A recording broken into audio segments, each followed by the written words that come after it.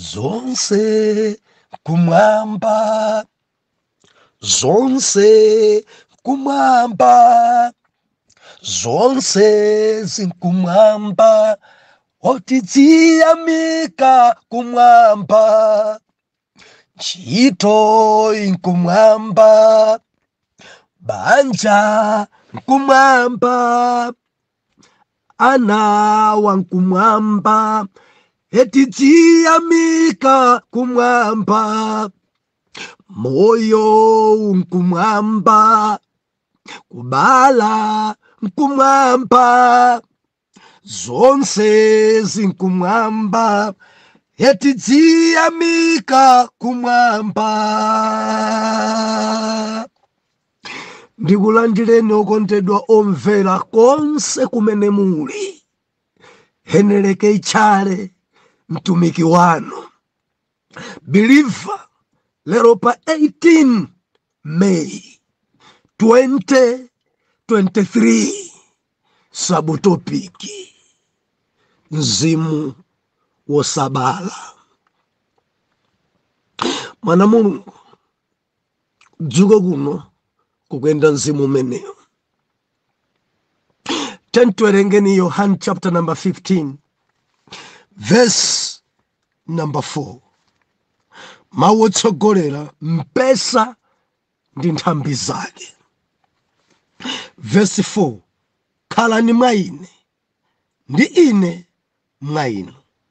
Monga nthambi singathe kubala chipatso payokha ngati sikhala mwa mpesa, motero mulibe inunso ngati simukhala mwa ine.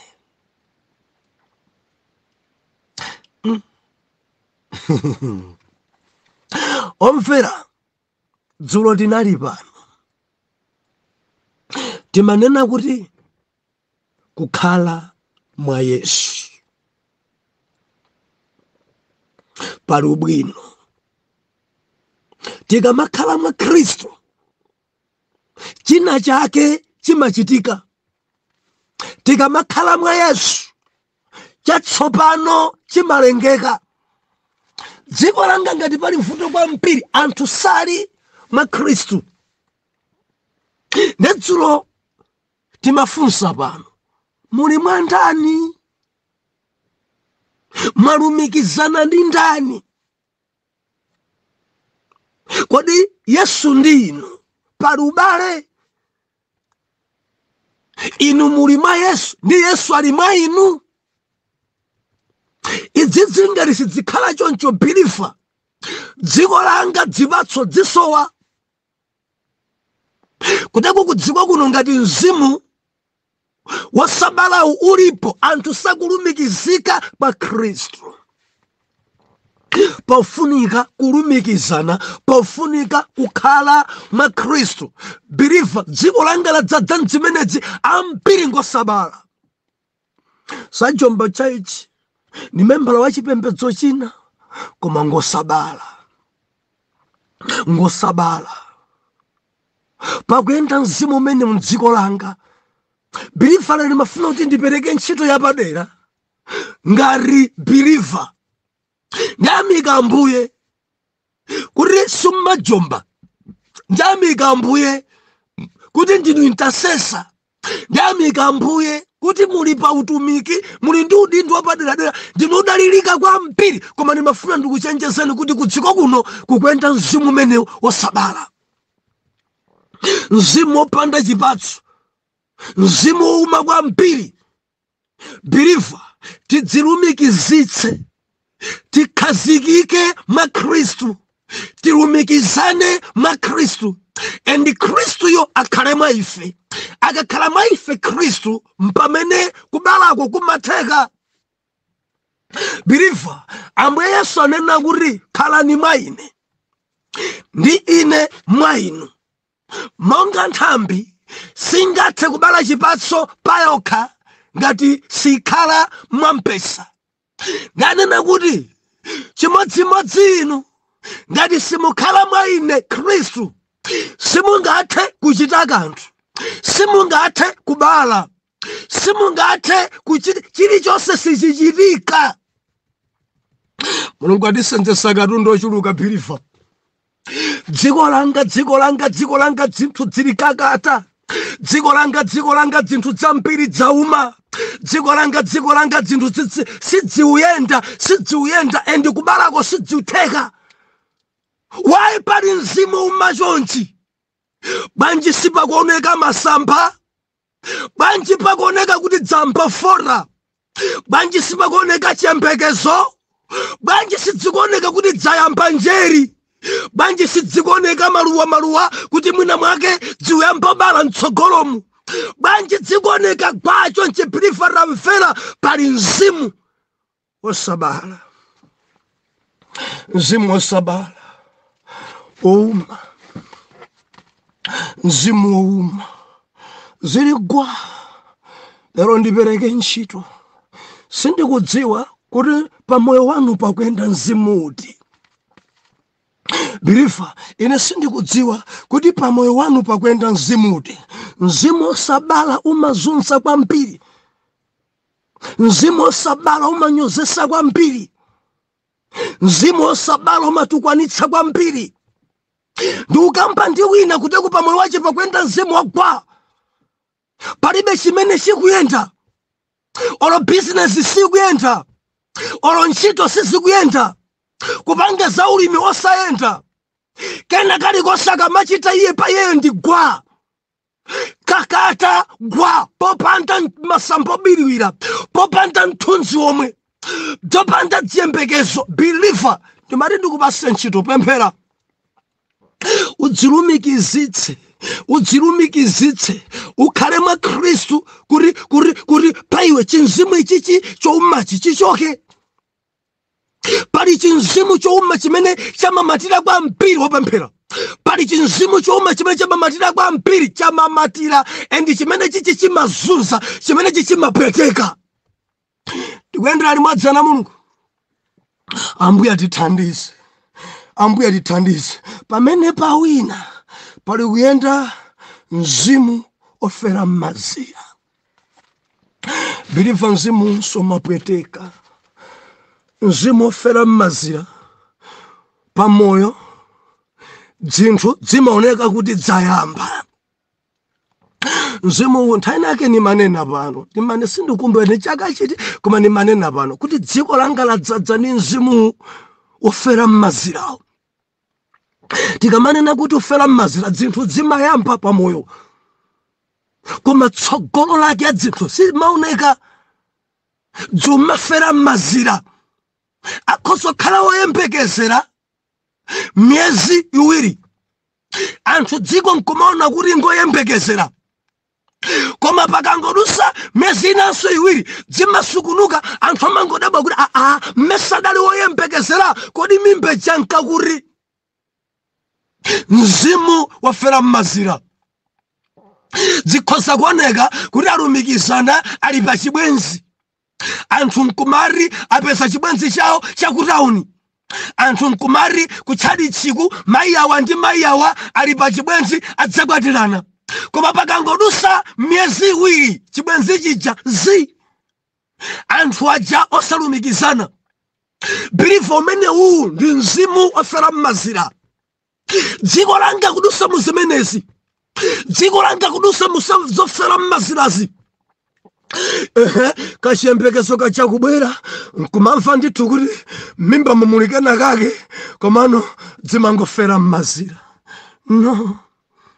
No, mapepala onse ali nawo adaphunzira kwambiri. Adaphunzira. Amamva ndithu pantunda paja kangati dziyamba. Pantunda paja dzifuna dzembe ntchito. Kumamva ndithu mwina nkumaita ndaso nawo ma interview. Nkukapanga nawo ma interview. Koma mmene zimasungunukira osaoneka koda papadza sungunuka bwanji. Ndimati nene ma interview angati amene niyo mwapita.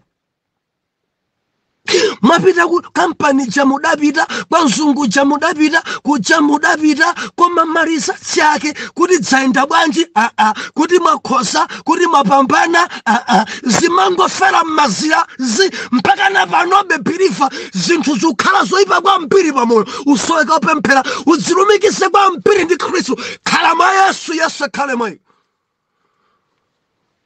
Ndukamba ndi angati, pamoyo wawo pakwenda zinthu zikumangofera m'mazira, zikumangofera m'mazira. Anthu nkumaona kuti ayi ndithu dzayambika, ayi ndithu zioneka ngati alembedwa, ayi ndithu onga ngati ka business chikafuna kayambe, ayi ndithu kangati kachibwenzi kachakapezeka, ayi ndithu kasukulu kachakayambika, koma zimafera m'mazira. Amalonjezedwa, ndiulipira sukulu fees, ndiulipira, koma samalipira zufera m'mazira. Amalonjezedwa, ndikupangira passport kuti ubwere kuno ku England, ndiupangira zimafera m'mazira. Amalonjezedwa, ali pa ntchito inde, ndikukweza, koma samakwezedwa, zimafera m'mazira. Amalonjezedwa, workshop ikubwerayi tiutenga, koma satengedwa, zimafera m'mazira. Ndimati ndinene ngati pa moyo wako zimachitika zimene zitamvera, zilumikizise kwa Yesu. Khala mwa Yesu, mzimu umazunza kwa mpiri wafera m'mazirawu, umangokhala ndi malonjezo, umangokhala ndi kunamizidwa, umangokhala ndi kuuzidwa zinthu, koma sizimachitika pa iwe. Ndikamba ndi ampiri, abale ana mangu kunamizani, ndidzakupangira chakuti, zimafera m'mazira. Kuregu sidziuchitika, anthu nkumangoti bwanji apita kunja, koma kunja kusikukupitidwa wayi, zimafera m'mazira. Anthu nkumati apita college, koma sikukupitidwa college-ko bwayi, zimafera m'mazira. Birifa, mzimu umazunza kwa mpiri, mzimu ni mzimu oyipa kwa mpiri, usweka upemphera kuti mzimu ofera m'mazira paine out. Hallelujah. Zimafera m'mazira. Mango sinthaboyeraera. Ndinalumikizana naye Richard. Amati andikwatira.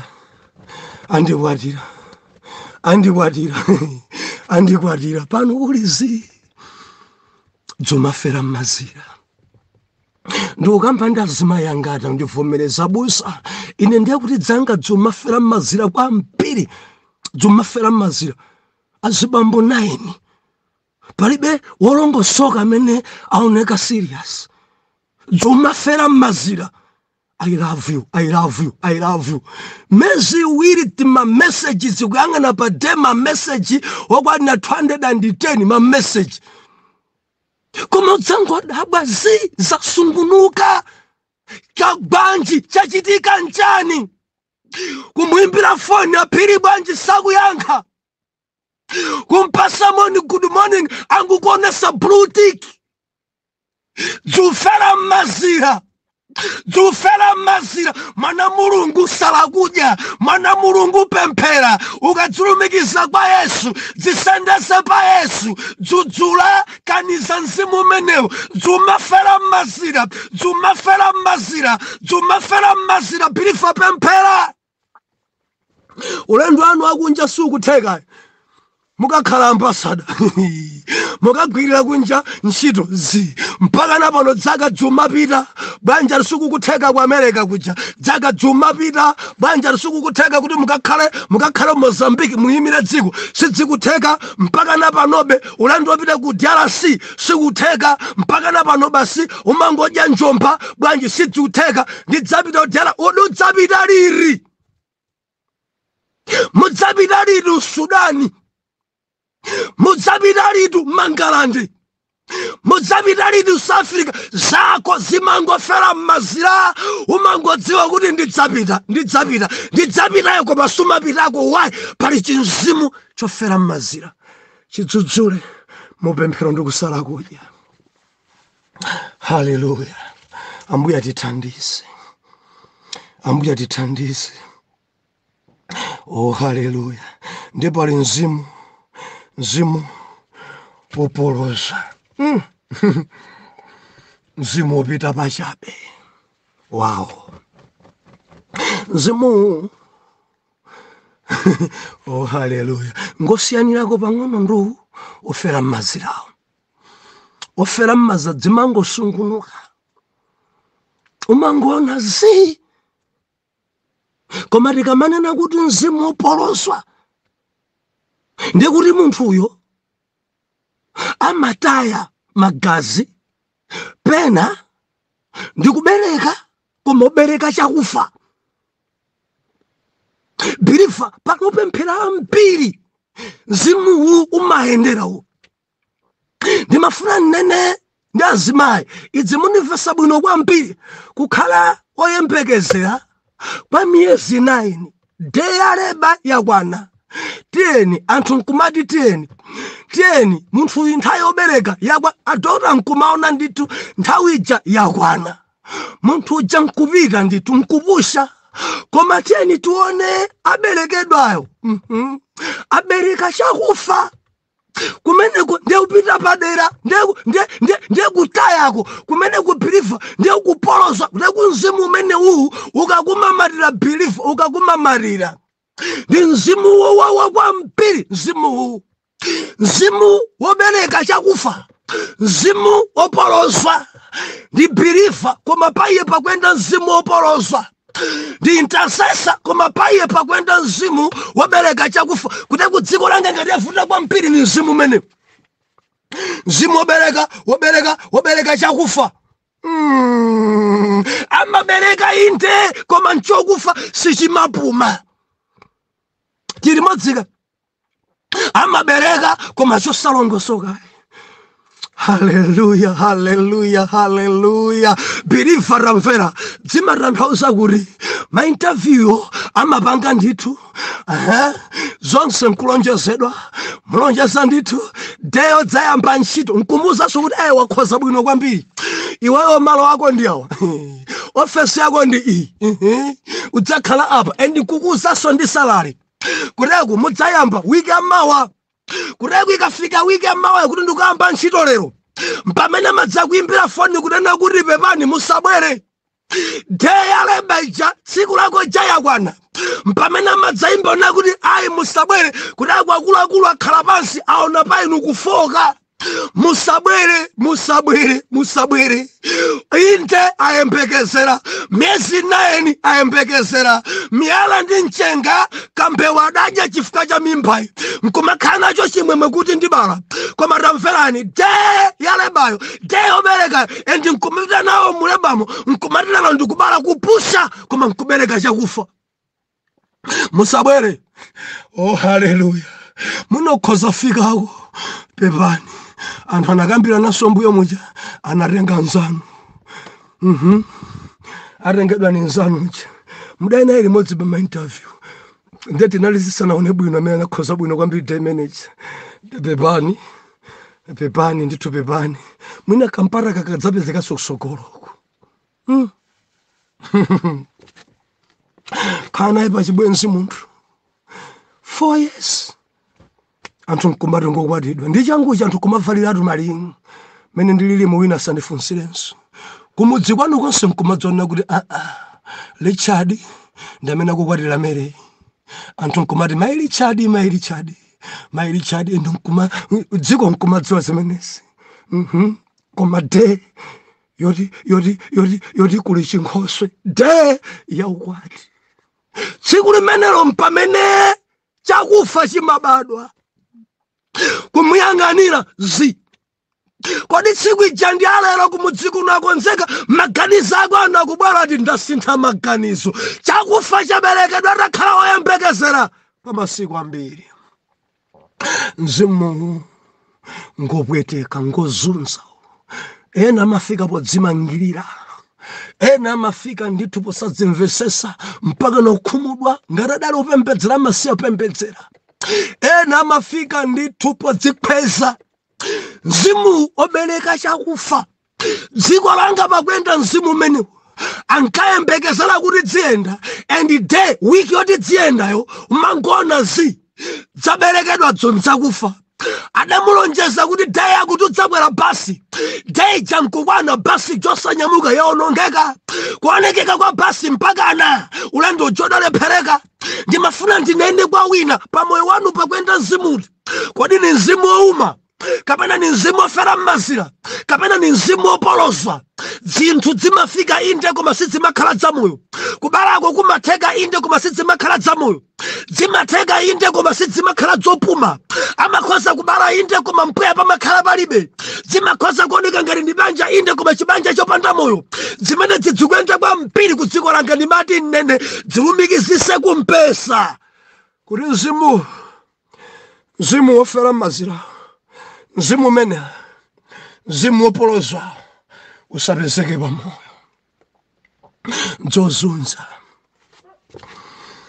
Nzozunza endi nzopweteka kwambiri kuyembekezera miyezi 9 koma kubereka chakufa.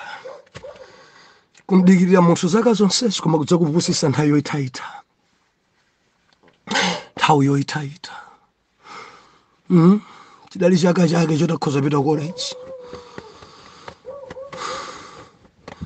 2023 ena dalonjezedwa chidali chaka chano chaukwati koma chitafika chaka chino zimene malandira zokhomodwitsa nyamato jasintha maganizo kubereka chakufa.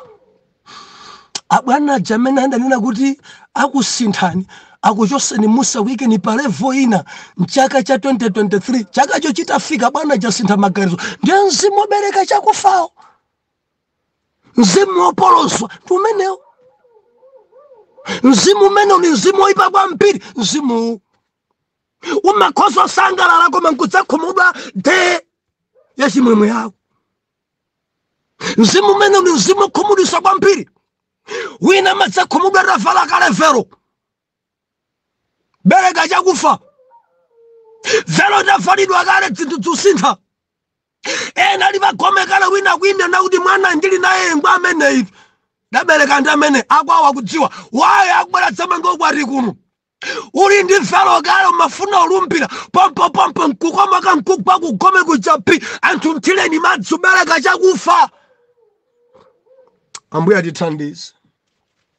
Mzimu ino amene kuyenda kwambiri ku dziko langa ndi mzimu wa imfa, mzimu wa ufiti, mzimu olodzana. Haleluya. Mzimu uzunza kwambiri, mzimu wa ufitiwo. Mzimu amakhala woyembekezera ende sizimafera m'mazira. Mzimu umenewo imafika day yoti akubereka miyezi 9 yatha ende akabereka amabereka chamoyo. Tumfana mwana Mungu mwana ojamalira ndithu banja abala mwana jana ndikumari ni mwana wa mamuna nthungululu anthu nkumapanga afanana ni ndani ndadi wake anthu nkumati liyo abadwa lero mafoni anthu jambulani mastatasi anthu nkumaika abala banji mwana okongola koma birifara mvera mwanayi sakhalitsa kungodusa mezi 3 malungo kudusa mezi okwana 5 chibayo kudusa mezi okwana 11 chaka chimodzi zaka ziwiri mwana jadamba kudwala komweko mpaka nakufa.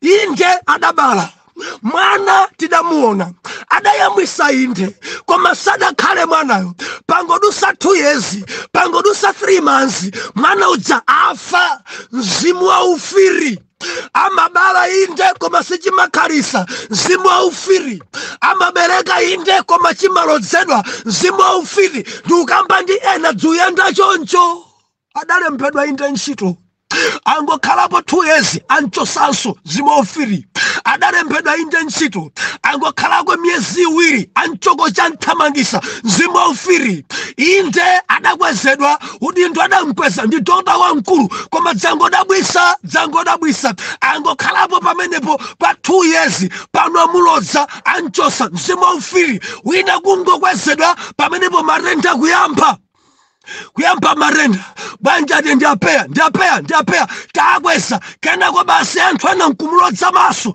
sakuona pakwenda mzimu wa ufiri. tikhale mwa Yesu, tikhale mwa Yesu. Mzimu ozunza kwambiri, mzimu ofiti chimabadwa anthu nkumasangalala, pare nkumachitika, nkumari abereka, koma chiyang'aneni chikhala ndi moyo nthawi yayitali. Adapita inde kunja, kodi kunja kwakhalisako nthawi yayitali. Adapita inde college, kodi college kwakhalisako nthawi yayitali. Pakuyenda mzimu waufiri, pakuyenda mzimu wa imfa, pakuyenda mzimu olodzana. Pa dziko langa Biriva ndimati ndikupaseni ntchito, pembedzerani, salani kudya, kuti mizimu imene muyikanize pamoyo. Mzimu waufiri wina ndi ukamba nayo chabanja ichadamanga deya ukwatidakwana, anthu adamsupa, adapita ku honeymoon, koma dzudabwisa miyezi yaiti banja ili gwede gwede gwede gwede. Mamuna uja uganizaso mofatsa amba chibwenzi china. Izi tamvera ndi mzimu waufiri. Pakuyenda mzimu waufiri, mzimu wa imfa. Ndazima yangati akulira pano, adamango kwati woyera mabanja idata. Mzimu waufiri kubala kwadabala, koma sichidakhale ndi moyo, sichidakhale ndi moyo. Anapita kuma interview ya ntchito, abana kusangala naye kumuyitanisa day chadakwana, ntchito jankuyamba, koma sakhali sabo, sakhala pa ntchito. Ndi ukamba ndi angati simumakhazikika pa ntchito, simumakhala and timapisi wiki timene mango pesa timapisi wiki idziko langa timaganyu pompacha mpaka napano kunchako timaganyu. Ukakhala pa mezi iwiri akuthamangisa, ukhala pa mezi iwiri akuthamangisa. Tamvera ndi mzimu waufiri, mzimu wa imfa. Ntchito yako sichedwa kufa. Mzimu waufiri zako sizimachedwa kusokonekera. Mzimu waufiri business yomayambika koma simachedwa kuta. Umangodabwa kuti udapita kaoda katundu wa 200,000 kudzagulisa nkudzabona 120, 80,000 yapita. Ukadzapitaso udzapasa ndogula katundu wa 120 nkudzagulisa 60,000. Baya ndi bayi kandalama kakapita koseka chakafa. Pakuyenda mzimu umene, pakuyenda mzimu umene. Ndikunena ndi angati maprogramu awo amene akhazikitsa saulongosoka. Mwana Mulungu, ndikunena ndi angati wina ndivomereza busa zanga ndizo kumangofera mmazira bwanji, zofera mmazira. Project ya nyumba ijasidateke timanga mpaka napano zasungunuka. Nadayamba kuimanga nyumba, adagula malo mpaka napano adabereka chakufa bwanja ndi malo mudagula cha ukangani nana. Bwezera ni ndalama zosaku bwezeraso bwanja adadya ndi anti amene adachokapo. Brother wathu adapita Zambia ndi amene adatenga ndalamazi malo amusamange mpaka napano besimu kumanga. Tamvera pakuyenda mzimu ofera mmazira, pakuyenda mzimu opolozwa, pakuyenda mzimu otaya, pakuyenda mzimu wa imfa. Zotsatira zake moyo uma kulukutika ni mati nene. Pembedzera kuti chinzimu chimene chichoke chinzimu chimene chimazunza. Haleluya. Kufera mmazira ndi angati amene akulonjezani koma sadachite mzimu ofera mmazira. Ena malonjezedwa ndi amunawo koma sizimatheka, mzimu ofera mmazira. Ena akulonjezedwa ndi abale awo koma zosayenda, mzimu ofera mmazira. Ena mabala inde koma kubereka chakufa. Miezi 9 mwana ali mimba koma kubereka chosapuma. Chosapuma chibanja chakufa ifakali. Zosayenda idzi. Ufiti ubwa. Achilodza chibwenzi chichi. Ufiti ubwa. Adapita kunja adafa konko. Ufiti ubwa. Anthu akulodzana kudziko kunakulodzana. Angakhale bwana athu amene timuonetsera ambirira mmangochimu, ampirira mgolongozimu, ampirira uko banji bwana bamba mmanga lilime. kunena kulephera baba maso kumpheratu miyendo kumphazi walo chinzimu chofiti adakwezedwa koma adamulodza. Haleluya. Pakwenda mzimu umene amafunafuna ndithu atawina nawo dzisankho koma samawina. Mzimu ofera mmazira. Anthu ali umangomva zi akulu aja mafuna imene awo bwanji zilizi zofera mmazira. Ena nkumakhala nacho chiyembekezo amene basi awina dayolengeza chisankho kudzangomva bwanja dawina ndi wina uja iwo ajaluza. Why? Pakwenda chizimu chofera mmazira. Ukamafuna kuti ukhale MP tamvera zilumikizise kwa Yesu, pembedzera kuti paiwe pa chizimu chopolosa samapezeke. Wina dayamba kuima kale kudera lawo ndipo mpaka napano sakuwina mpaka na lero. Chizimu chopolosa koma kuyang'ana mawera zake akapanga nsonkhano wina kumadabwa ndi wina dine. Nthawi yobala, nthawi yaleba, nthawi yolengesa amangomva kuri apampana ndi aphiri. Mzimu wopolosa, mzimu ofera mmazira. Nthawi pano imafulumira ndikunena ndi angati kundivomereza abusa paine ukuyenda mzimu umene ndapolozwa ine zanga zafera mmazira. Mzimu wa imfa ndiye ndili nawo.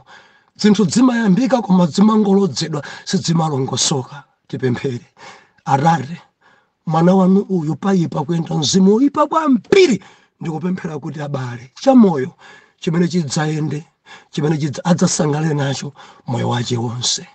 Mzimu opoloza ndikutsutsa, mzimu ofera mmazira ndikutsutsa, mzimu wa imfa ndikutsutsa, mzimu uma ndikutsutsa mu dzina la Yesu abale. Oyera mtima tiyankhe kuti amen and amen.